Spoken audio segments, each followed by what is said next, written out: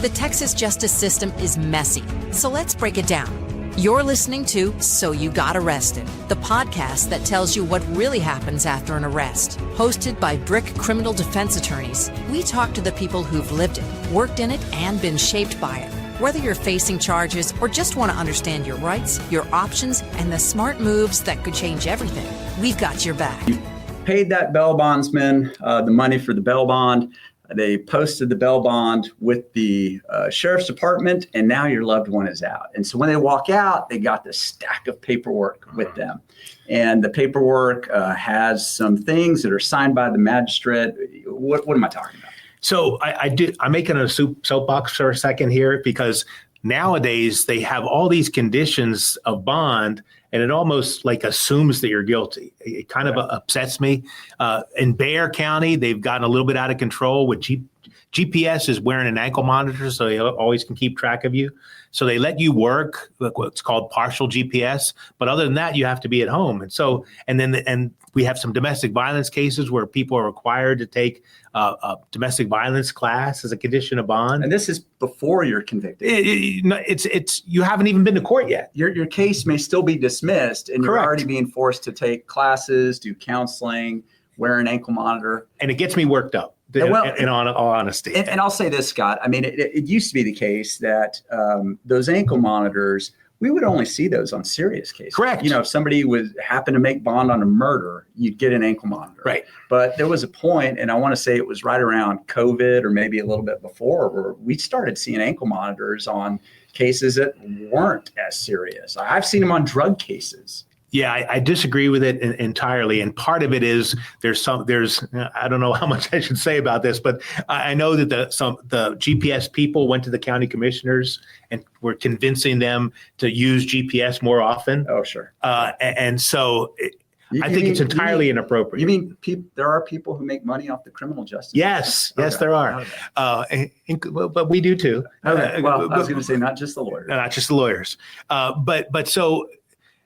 So sometimes we can get, a lot of times we can get some of these onerous conditions changed. Sure. But once again, if you watched our last episode, we talked about we have to file a motion and appear in front of the judge. And in Bexar County, we're talking about a 2-week process.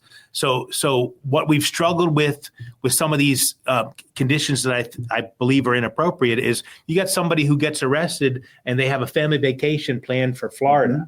Mm-hmm. And would they tell us like, well, we're going to Florida next weekend. Well, it's touch and go whether we can get a hearing within a week. Sure. To try to get permission for them to go to Florida.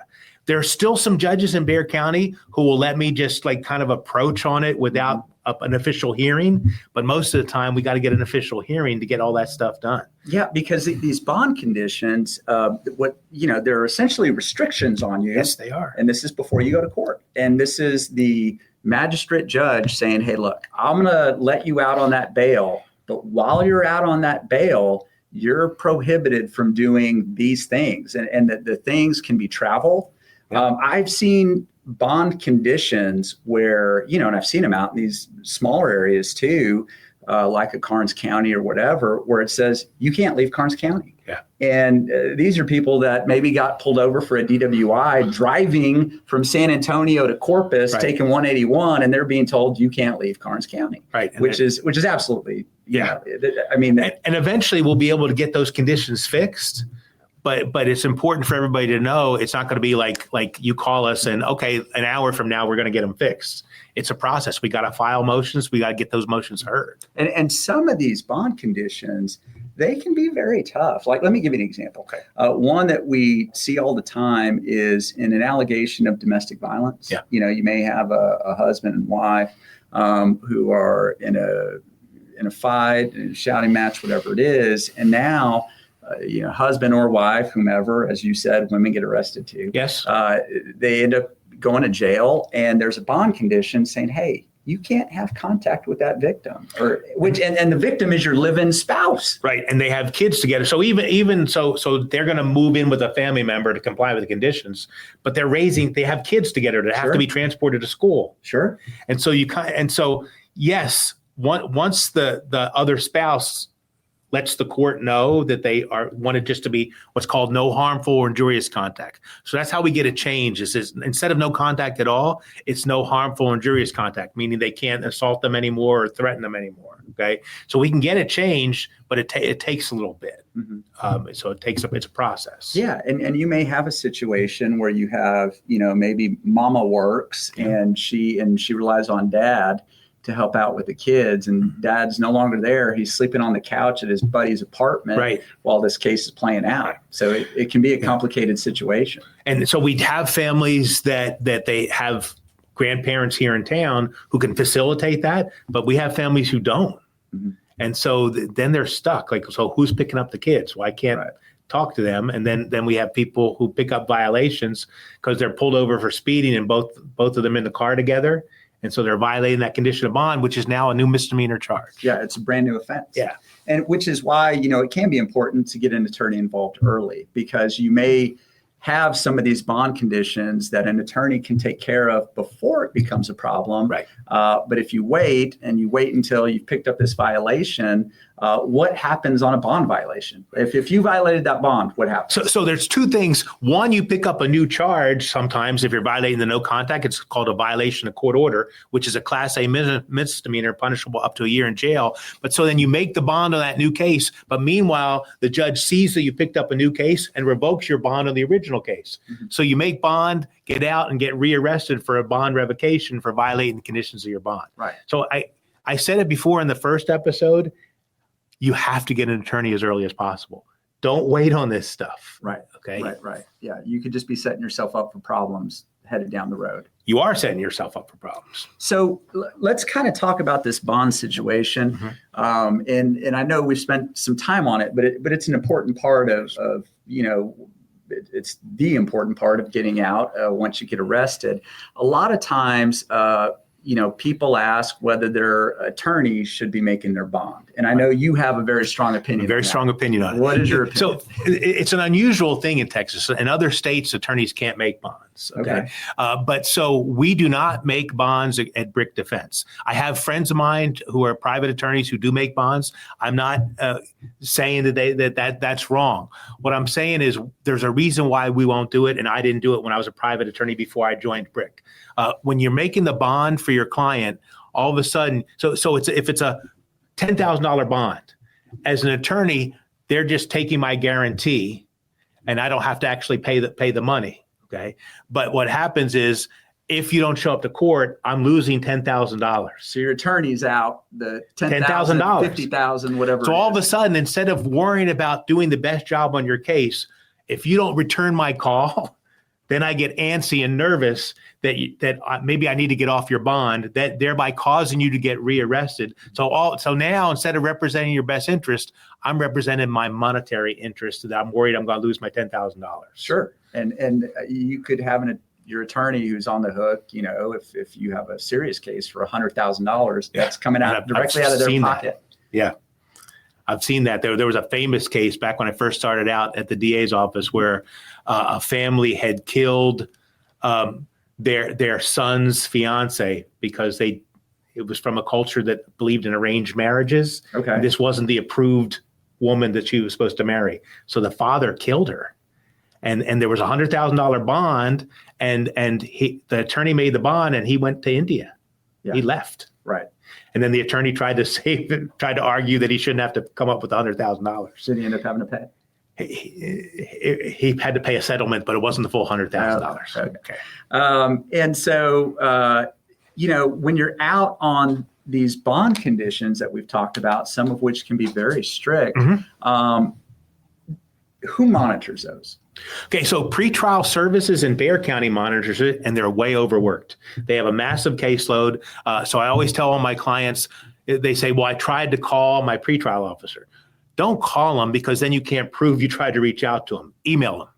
So pretrial services, the way I've always viewed it is it's almost like you're on probation before you start going to court. Pretrial services is a division of the probation department. Okay. So they are part of it. So you're reporting similar like probation. Yes. And so that's the other things.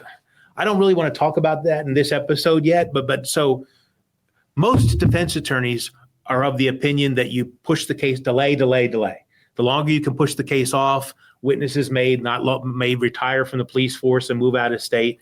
We don't necessarily feel that way at BRCK Defense because, for instance, if a condition of your bond is you have to have ignition interlock. Mm-hmm. Say you have a DWI, your blood alcohol level is above a 0.15. So now you have to have a device installed on your vehicle where you have to blow into before it starts. Okay.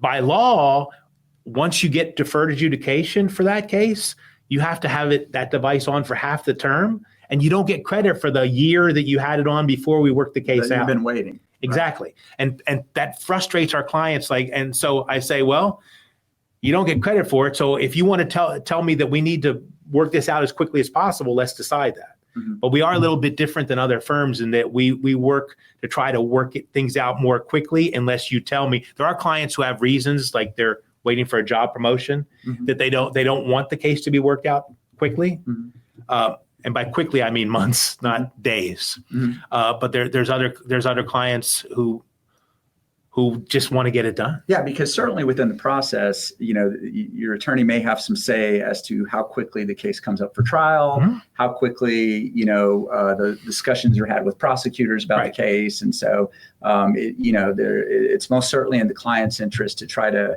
expedite things. That way they're not on those pretrial conditions. Correct. For that long. Right. And so remember, every case is different. There's cases we look at and say, oh, we have a very triable case here. There's other cases we're going to look at you and say, we're not going to win a trial. Right. So I was just, one of the things we argue on DWIs is that they have probable cause to pull you over, or reasonable suspicion is a standard. And that's the officer's reason for making the stop. But we have a lot of cases where there's a crash and the officer didn't make a stop. Mm-hmm. Or the case I was talking to this week, he ran up the curb and his car was not drivable and he was sitting there on the side of the road at 281 and the officer pulls up. Well, I don't have an issue as to the officer's stop. Right. He didn't stop you. Right. You're standing at the side of the road in the access road. I don't have any triable issue on that. So kind of one of the quivers and the arrows in the quiver that we try to use is gone at that point. Right. We're not going to be arguing about whether they had reason for the stop. Mm-hmm. Maybe we're arguing about, did they have probable cause to draw your blood? Or those type of things. Well, and it's interesting because, in talking about this pretrial services where people go report, it's a little bit different in the rural jurisdictions. Yeah.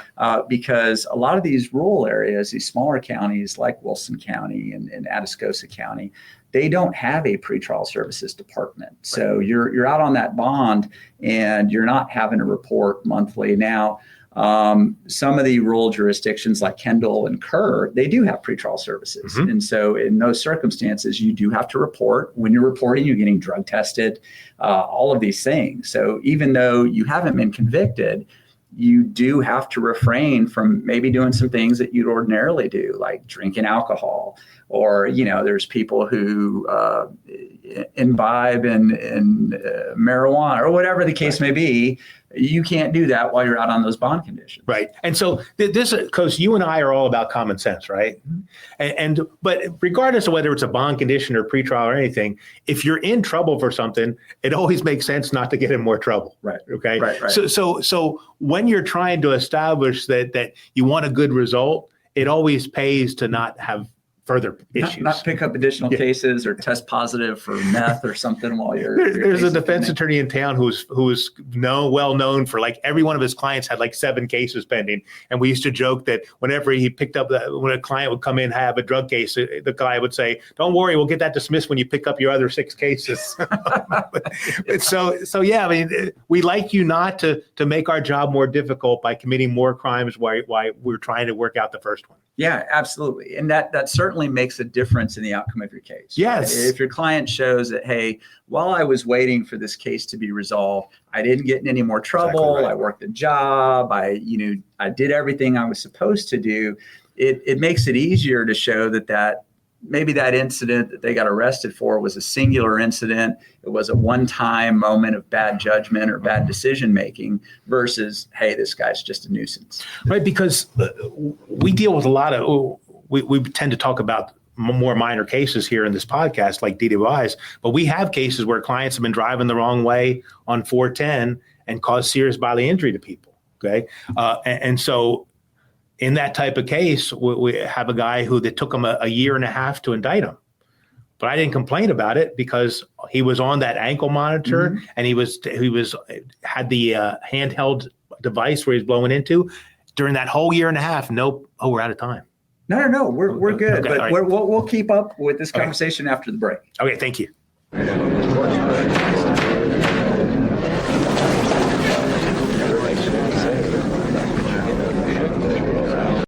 The attorneys at BRCK Criminal Defense have helped over 5,000 clients move on with their lives.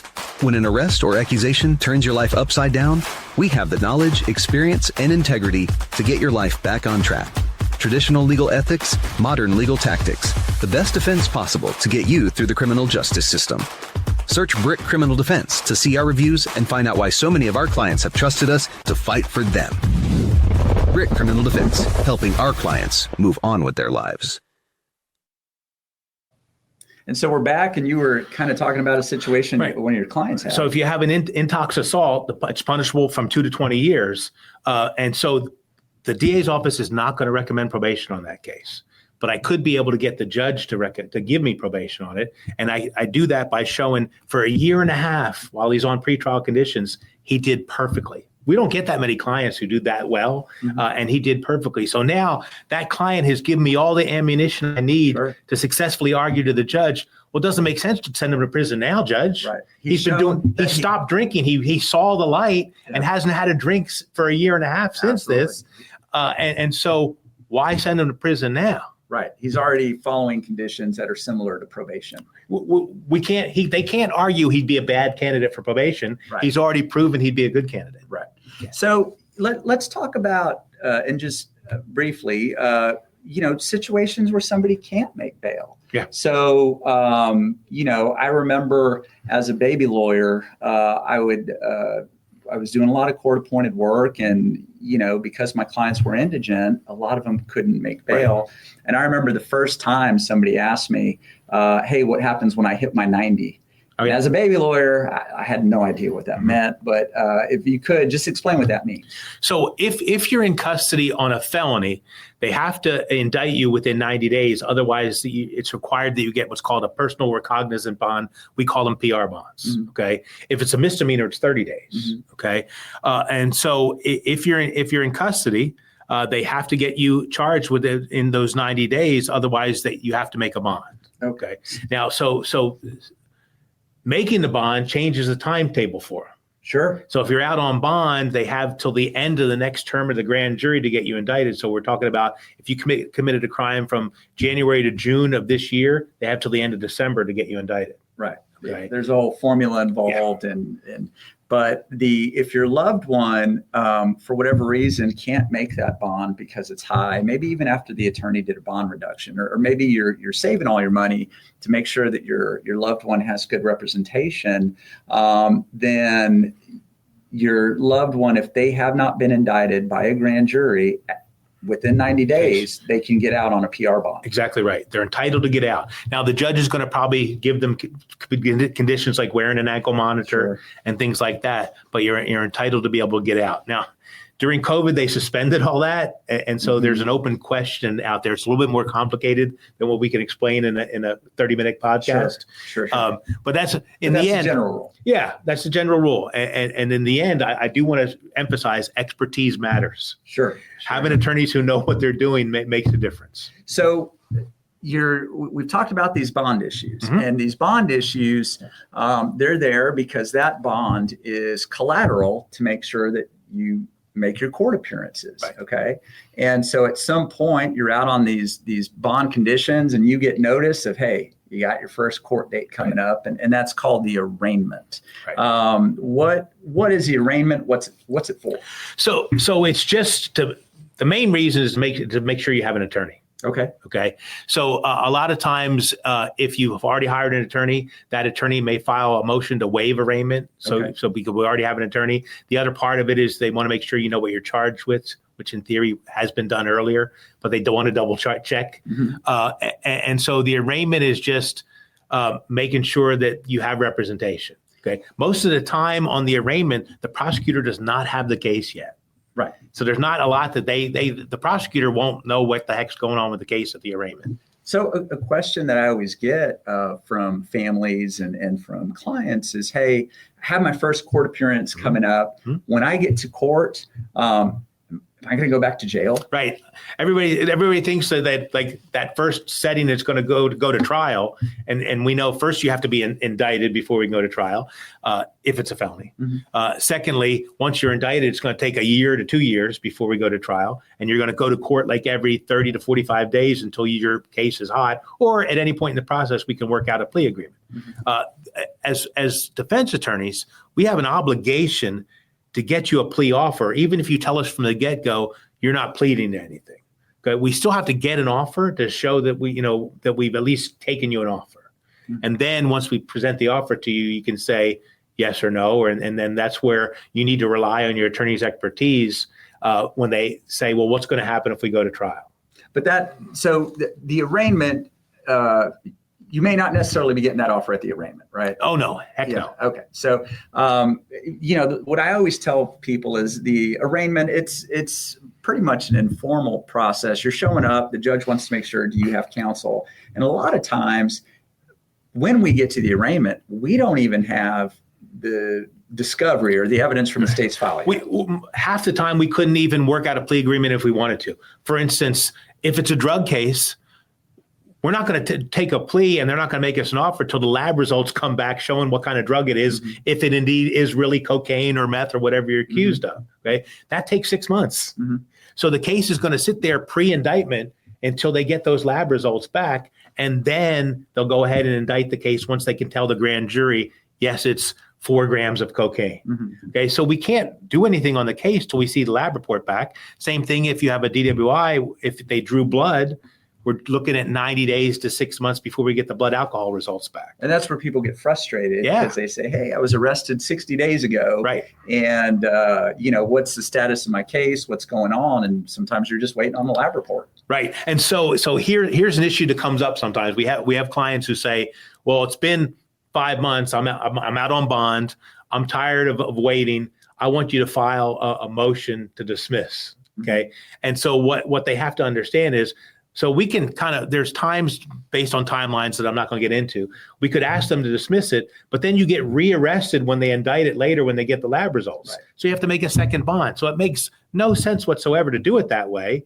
And that's why you have to listen to the expertise of your attorney when you're don't take advice from the guy in the cell next to you when you were booked, who's been to prison twice. Right. Or from episodes of Better Call Saul or whatever the case. Well, Better Call Saul, I kind of like. So I know a lot of people get nervous about that first court appearance, especially people who have never been through that process before. I mean, you can imagine, it's trying to figure out, well, where do I go? What's going to happen when I get there? Where do I sit? What do I say? What do I do? So in Bexar County, what advice do you typically give people? I just tell them, you just show up, don't wear shorts, don't wear a hat, don't wear a T-shirt that says something stupid. All you have to do is sit in the court and look pretty. You never have to talk. Okay. Now a guy like myself who couldn't look pretty if he tried, what should I be doing? Maybe you can get a wig or something.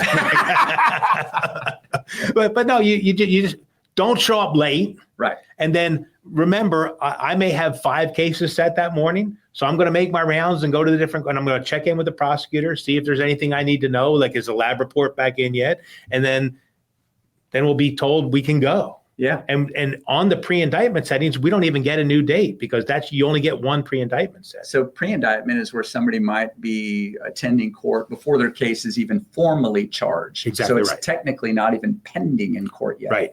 And I probably should. So if you didn't show up to court, the Judge Nahara wouldn't issue a warrant for you because you haven't technically been charged. But show up anyway. That's a little bit different in Bexar County because in these rural areas, you don't get a pre-indictment setting. Correct. So you don't actually. It just sits there. Right. In your rural jurisdictions, like your Wilson counties and Kendall counties and what have you, you're not going to court until your case is formally charged, until it's gone in front of that grand jury.